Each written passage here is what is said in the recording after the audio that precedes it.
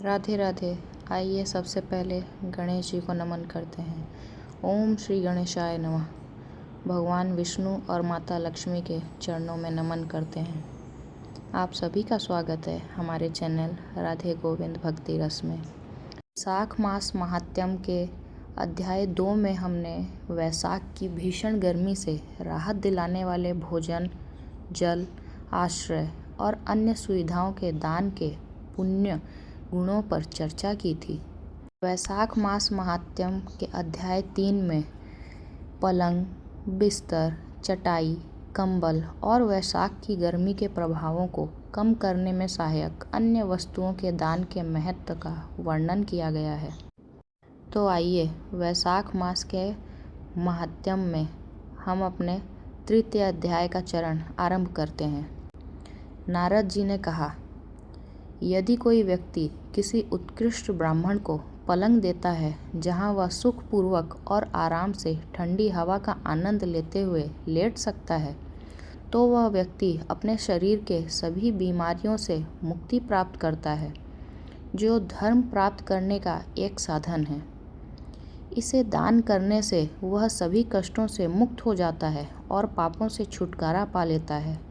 वह उस असीम आनंद की अवस्था को प्राप्त करता है जिसे प्राप्त करना योगियों के लिए भी अत्यंत कठिन है। हे मनुष्यों के स्वामी, वैशाख मास में सूर्य की गर्मी से थके और व्यथित ब्राह्मणों को अत्यंत उत्तम थकान दूर करने वाला पलंग देने के बाद जन्म, मृत्यु, वृद्धावस्था आदि के कारण कोई भी संसार में कष्ट नहीं भोगता।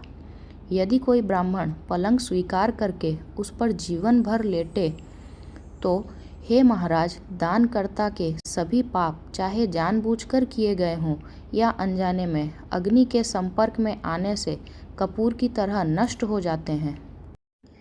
यदि कोई व्यक्ति वैशाख मास में, जिसमें कि प्रभु श्रीहरि को स्नान करना पसंद है, भोजन और वस्त्र का दान करता है, तो वह उसी जन्म में समस्त सांसारिक सुखों से संपन्न हो जाता है। वह अपने परिवार सहित सर्वथा रोगों आदि से मुक्त रहता है। उसे दीर्घायु, उत्तम स्वास्थ्य, यश और साहस प्राप्त होता है। 100 पीढ़ियों तक उसके परिवार में कोई अधर्मी जन्म नहीं लेता। वह समस्त सांसारिक सुखों का भोग करने के बाद ही प्राण त्यागता है। समस्त पापों से मुक्त होकर वह मोक्ष प्राप्त करता है। यदि कोई व्यक्ति वेदों के ज्ञाता किसी प्रख्यात ब्राह्मण को ऐसा तकिया भेंट करे जिसके बिना कहीं भी मनुष्य सुख से सो न सके, तो वह व्यक्ति सभी का भरण पोषण करके पृथ्वी पर राज्य का आनंद भोगेगा। वह बार बार सभी सुखों को भोग करेगा और सद्गुणों में लीन रहेगा। हे महाराज, वह 7 जन्मों तक सर्वविजयी रहेगा। इसके बाद वह अपने परिवार की 7 पीढ़ियों तक के सदस्यों के साथ ब्रह्मलोक जाने के योग्य हो जाएगा। नारद जी आगे कहते हैं, यदि कोई व्यक्ति घास की चटाई या किसी अन्य प्रकार की चटाई दान करता है, तो विष्णु स्वयं उस पर लेटेंगे। परमेश्वर वहाँ निवास करेंगे। जैसे पानी में भीगी ऊन न तो फटती है और न ही पानी से सिकुड़ती है, वैसे ही सांसारिक जीवन जीने वाला व्यक्ति सांसारिक बंधनों में नहीं बंधता। चटाई दान करने वाला व्यक्ति उस पर बैठने या लेटने में हर तरह से सुखी रहता है। नारद जी कहते हैं, यदि कोई व्यक्ति आश्रय प्रदान करता है, जैसे कि सराय या धर्मशाला बनवाना, और लेटने के लिए चटाई और कंबल देता है, तो वह केवल इसी से मुक्त हो जाएगा। इस संबंध में संदेह करने की कोई आवश्यकता नहीं है। नींद से दुख दूर होती है, नींद से थकान दूर होती है। चटाई पर लेटे हुए व्यक्ति की नींद निश्चय ही गहरी और सुखद होती है। हे राजन, जो व्यक्ति वसंत ऋतु के आगमन पर वैशाख मास में कंबल दान करता है, वह अकाल मृत्यु या आकस्मिक मृत्यु से मुक्त हो जाता है। वह 100 वर्ष तक जीवित रहता है। जो व्यक्ति गर्मी से पीड़ित अच्छे ब्राह्मण को उत्तम वस्त्र देता है, वह पूर्ण आयु और परलोक में सर्वोच्च लक्ष्य प्राप्त करता है। किसी ब्राह्मण को उत्तम कपूर देने से जो आंतरिक ऊष्मा को दूर करता है, मोक्ष की प्राप्ति होती है। उसके सभी दुख दूर हो जाते हैं। जो ब्राह्मण को फूल और केसर देते हैं वह सम्राट बनते हैं, ऐसा शासक जो समस्त लोगों को जीत सकता है। वह पुत्रों, पोतों आदि के साथ सभी सांसारिक सुखों का आनंद लेता है और मोक्ष को प्राप्त करता है। इस महीने में चंदन का दान का भी विशेष महत्व है। चंदन का लेप त्वचा और हड्डियों की गर्मी और कष्ट को तुरंत दूर करता है। चंदन का लेप लगाने से व्यक्ति तीनों प्रकार के कष्टों से मुक्त हो जाता है और मोक्ष को प्राप्त करता है। नारद जी कहते हैं कि हे राजन, जो मनुष्य इस वैशाख मास की भीषण गर्मी से बचने के लिए अनेक विभिन्न प्रकार के द्रव्यों को मिलाकर मलहम बनाता है, जैसे कि औशीरा अर्थात खसखस, चासक अर्थात आड़ू और कौश अर्थात मलमल के रेशों को इस्तेमाल करके उनको जल में मिलाकर सुगंधित करता है और उससे मलहम बनाकर किसी ज़रूरतमंद व्यक्ति को देता है, तो उस व्यक्ति को सांसारिक सुखों के आनंद में देवताओं की सहायता प्राप्त होती है। उसके पाप नष्ट हो जाते हैं और उसके दुख दूर हो जाते हैं। वह मोक्ष के परम आनंद को प्राप्त करता है। नारद जी कहते हैं कि हे राजन, यदि वैशाख मास में धार्मिक कर्तव्यों का पालन करने वाला व्यक्ति अगर गोरख अर्थात पीला और पिमेंट, जो कि एक प्रकार का पीला या गहरा नारंगी रंग का एक प्राकृतिक खनिज है, उसमें कस्तूरी मिलाकर अर्पित करता है, जो कि त्वचा रोगों को ठीक करने में इस्तेमाल आता है, तो वह प्राणी 3 प्रकार के कष्टों से मुक्त हो जाता है। उसे मोक्ष के परम आनंद की प्राप्ति होती है। हे राजन, जो सूर्य के मेष राशि में होने पर कपूर के साथ पान के पत्ते दान करता है, वह सम्राट के सुख का भागीदार होता है और फिर मोक्ष के सर्वोच्च आनंद को प्राप्त करता है। जो व्यक्ति मेष माह में नीला कमल और चमेली दान करता है, वह सम्राट बन जाता है। इसके बाद उसे मोक्ष प्राप्त होता है। जो व्यक्ति वसंत ऋतु के आगमन के समय केतकी या मल्लिका का दान करता है, वह श्रीहरि के आदेश से मोक्ष को प्राप्त करता है। हे राजन, कुआं, झील, उद्यान, मंडप, प्रपा, धार्मिक अनुष्ठान और पुत्र, इन 7 प्रकार की वस्तुओं को सनातन धर्म में 7 प्रकार की संतान बताया गया है।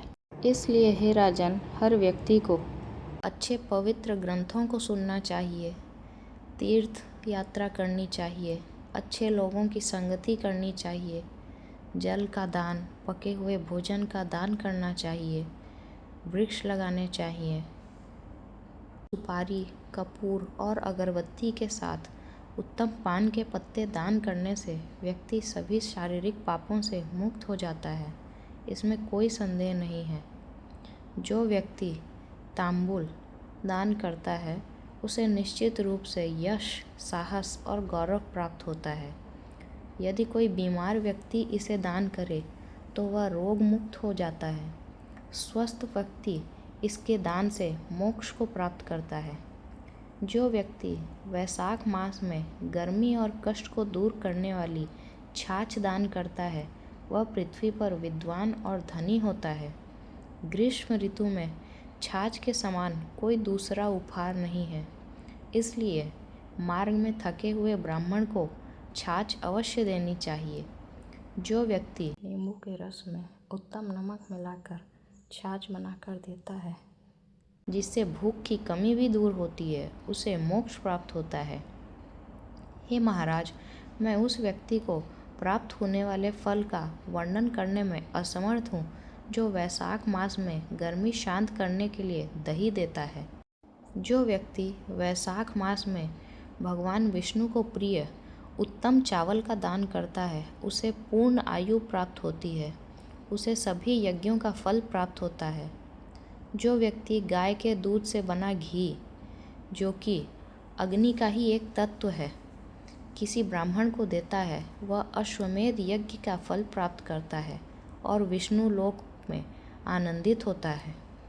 वैशाख मास में जब सूर्य मेष राशि में हो तब कोमल खीरे और गुड़ का मिश्रण देने वाला व्यक्ति सभी पापों से मुक्त हो जाता है और निश्चित रूप से श्वेत द्वीप में निवास करता है। उस व्यक्ति का पुण्य अनंत है जो किसी ब्राह्मण को दिन या शाम के समय गन्ने का रस देता है ताकि उसे गर्मी और कष्ट से राहत मिल सके। वैशाख मास में शाम को थकान दूर करने के लिए पानका अर्थात पानी और गुड़ को मिलाकर पेय पदार्थ बनाया जाता है। इसका दान करने से मनुष्य पापों से मुक्त हो जाता है। व्यक्ति को विष्णु के परम धाम की प्राप्ति होती है। इस मास में संध्या में ब्राह्मण को फलों के साथ पानका देना चाहिए। इससे पितरों को निसंदेह अमृत का पान होता है। यदि कोई व्यक्ति वैशाख मास में पके हुए आमों में पानका मिलाकर दान करता है तो उसके सभी पाप निश्चय ही नष्ट हो जाते हैं।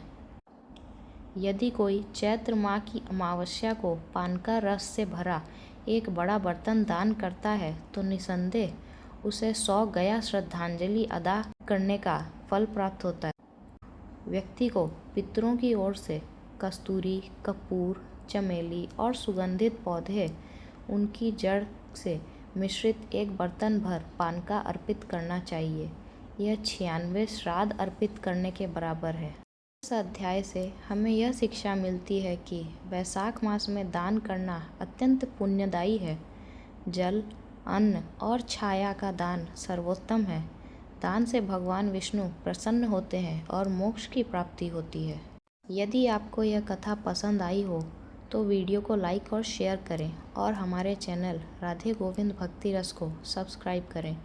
जय श्री हरि, जय श्री विष्णु। धन्यवाद। राधे राधे।